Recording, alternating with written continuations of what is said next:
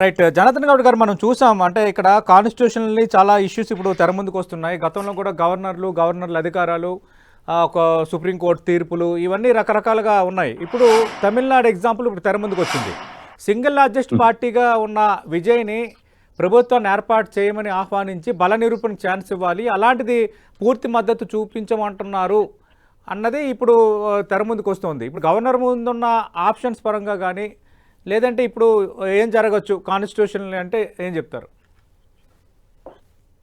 అయితే యాక్చువల్గా అయితే మా మెజారిటీ మెజారిటీ టీవీకి ఉన్నప్పటికీ కూడా టీవీకి విజయ్ నిన్న గవర్నర్ కలవడం జరిగింది. అయితే ఆ గవర్నర్ కలిసిన సందర్భంగా పూర్తి స్థాయి మెజారిటీ లేదు కనుక ఆయన ఇచ్చిన లిస్ట్ కూడా తీసుకోవడం జరిగింది. మీకు పూర్తి స్థాయి లేదు కదా అని ఆయన అభిప్రాయాన్ని వ్యక్తం చేశాడు.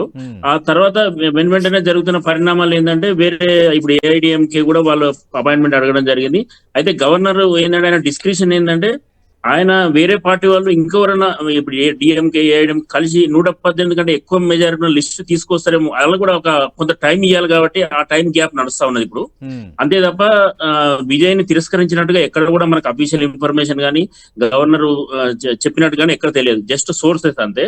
అయితే ఇన్ కేసు కనుక వాళ్ళు కనుక ముందు రాలేకపోతే, మిగతా పార్టీలు కూడా ముందుకు రాలేకపోతే, ఆటోమేటిక్ గా single largest party Vijay party కాబట్టి ఆయనకు అవకాశం ఇస్తారు డెఫినెట్ గా. బట్ కొంత వెయిట్ అండ్ సీ పాలసీ కాబట్టి కొంత మిగతా వాళ్ళు ఎవరైనా 118 సీట్స్ తోటి లిస్ట్ తోటి వస్తారేమన్న ఉద్దేశంతో గవర్నర్ ఆగి ఉండొచ్చు. దాంట్లో last single largest party Vijay టీవీకేకి ఇవ్వాల్సిందే. అది రాజ్యాంగబద్ధంగాని లీగల్ గా కానీ వాళ్ళకు ఉన్న అవకాశం. గతంలో ఎస్ఆర్ బొమ్మాయి సుప్రీంకోర్టు కేసు సందర్భం కూడా చెప్పింది ఏంటంటే, ఎవరికి మెజారిటీ లేనప్పుడు సింగిల్ లార్జెస్ట్ పార్టీకి అవకాశం ఇవ్వాలి, వాళ్ళు బరణి రూపం చేసుకోవడానికి వాళ్ళకి ఫస్ట్ అవకాశం ఇవ్వాలి.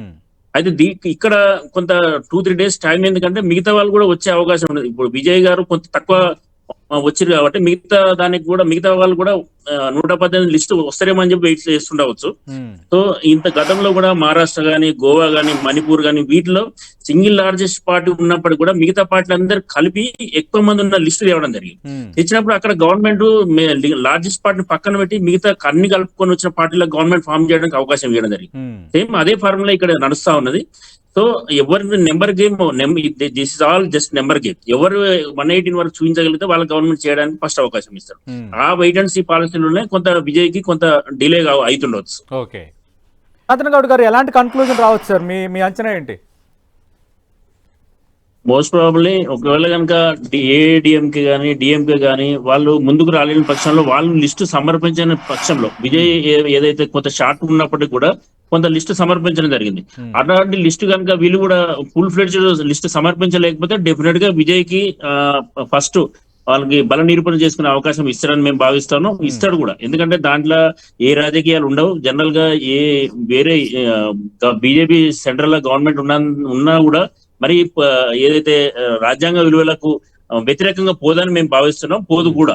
సో ఒకవేళ కనుక ఏఐడిఎంకే డిఎంకే కలిసి రాకుండా ఎవరు కూడా 118 మెజారిటీ లిస్టు చూపించలేకపోతే డెఫినెట్ గా విజయ్కి అవకాశం ఇస్తారని మేము భావిస్తాం. అంటే ఒకవేళ అలాగా అవకాశం ఇవ్వని పరిస్థితి వస్తే అప్పుడు విజయ్ ముందున్న ఆప్షన్స్ ఏంటి? ఆప్షన్ జనరల్ గా గవర్నర్ కూడా కాన్స్టిట్యూషన్ ఫాలో కావాల్సిందే. లీగల్ ఏదైతే ప్రెసిడెంట్స్ ఉన్నాయో అవన్నీ ఫాలో కావాల్సిందే. విజయ్ని పిలవకుండా ఇంకోరిని పిలిచే అవకాశమే లేదు.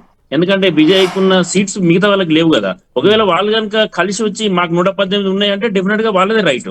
అప్పుడు విజయ్కి పిలవాల్సిన అవసరం కూడా లేదు లీగల్ గా. సో వాళ్ళు కనుక కలిసి రాలేనప్పుడు Vijay is the right person to call and prove his majority. Okay.